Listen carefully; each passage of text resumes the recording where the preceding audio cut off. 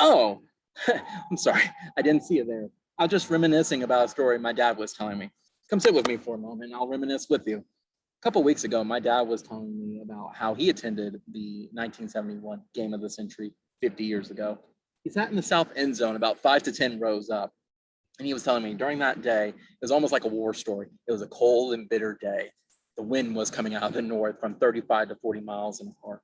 OU was playing their heated rival, Nebraska, number one versus number two. And then he got really bitter that they did not call the clipping call. So that being said with it, Sooner Nation, as you can see, I am filming from a very, very, very special location. I am filming live on campus. You couldn't keep me away from this campus for this game. So I had to come down here and make this preview video extra special. It's even more special because if you didn't see it in my other videos, I am proud to announce that I will be in that stadium about 15 hours from now, because that is right. I'm going to be attending the OU Nebraska game. I've been going back and forth on it, as you know, because of the COVID rates.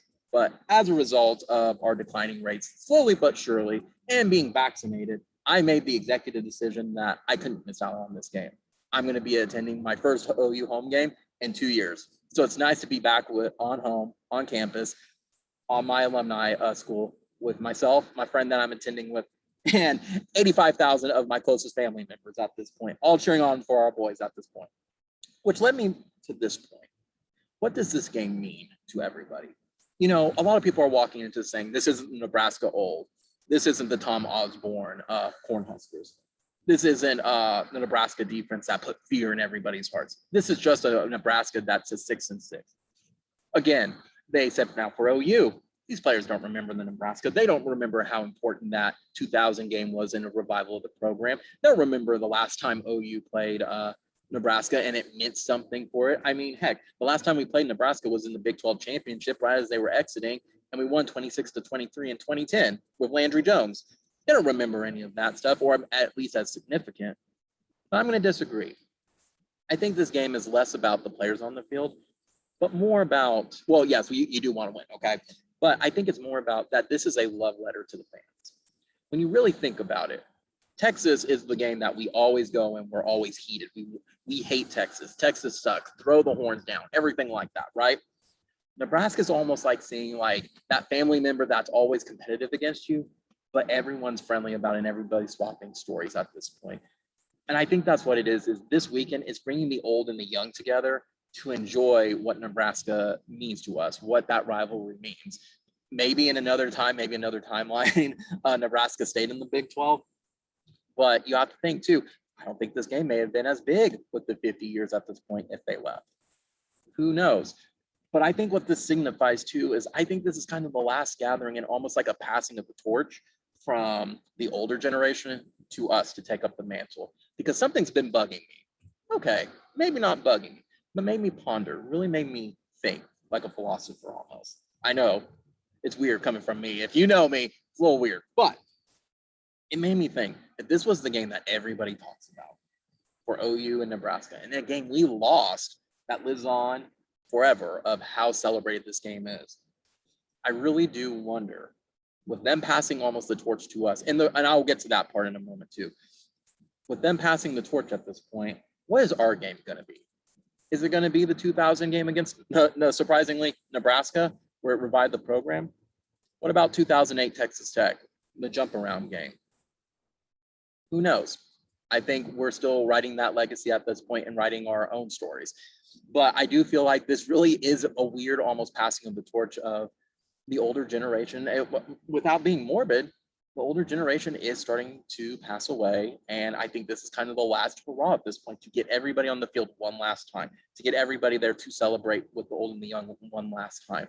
We're losing players every day with it. And I think that's the purpose of this is it's not just a game, it's a celebration. It's a celebration of just OU and Nebraska football and what this means for college football and how good it was and important it was for OU and Nebraska to play each other. That's what I think this game is about. Now, all the sappy stuff aside too, because it does make you ponder. Let's talk about the game for a moment, because I'm probably making this video run really, really long already. So let's talk about the game, and I'm going to keep it very brief. I think OU is going to steamroll Nebraska. If you look at Nebraska's offense, I think Martinez is their offense. They are the entire offense at this point. Because if you look at their O-line, the O-line is very, very, very young. I don't think they're going to be able to establish the run game at this point. Meaning, I think that it's going to rely on their quarterback to make plays at this point. If you shut him down, you stop the run game and you stop the passing game at this point. And I think the defense has the capability, and we have the studs and the player mismatch to do that.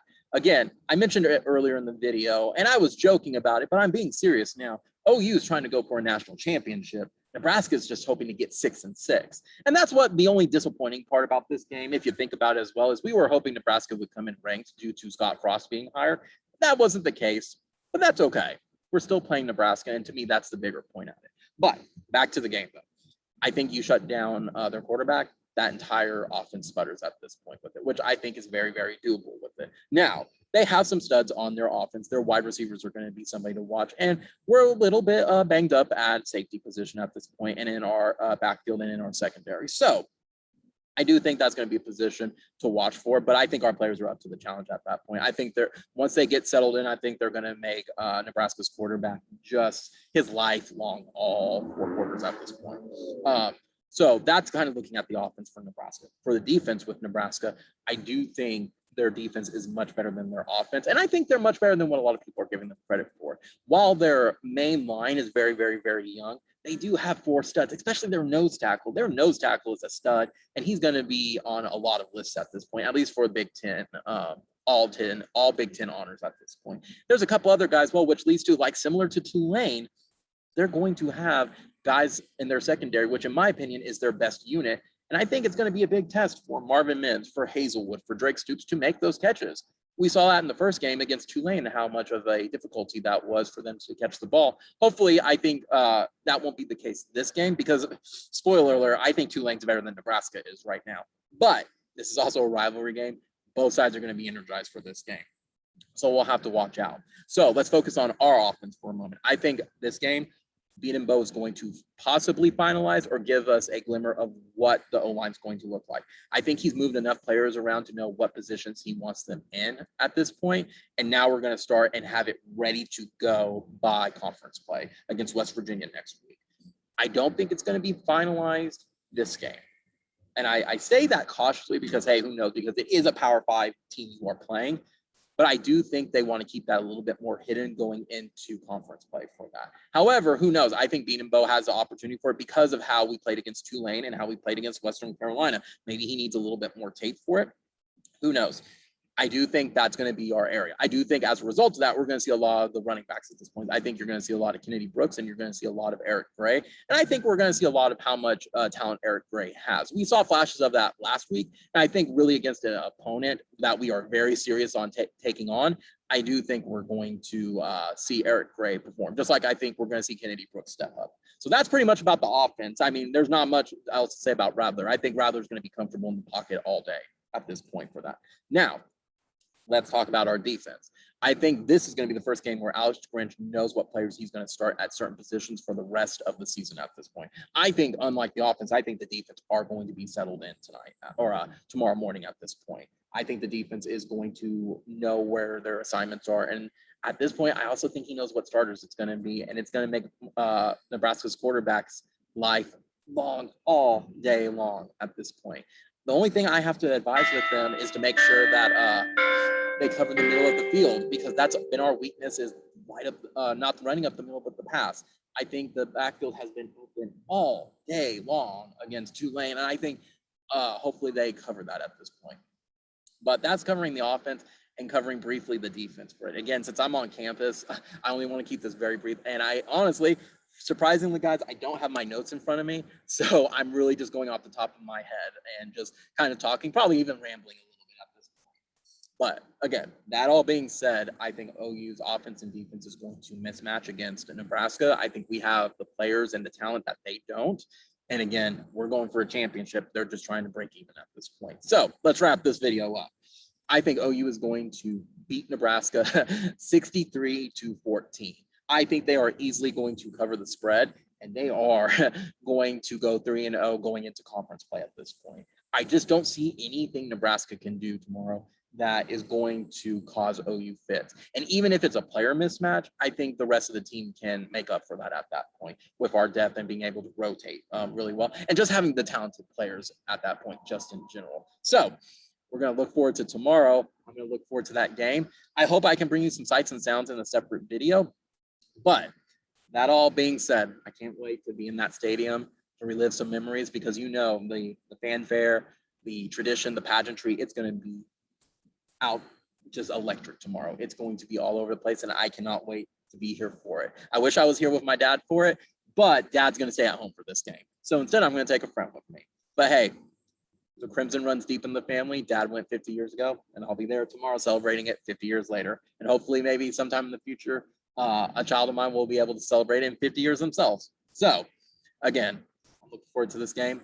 Boomer Sooner. There's only one Oklahoma, and let's go beat Nebraska.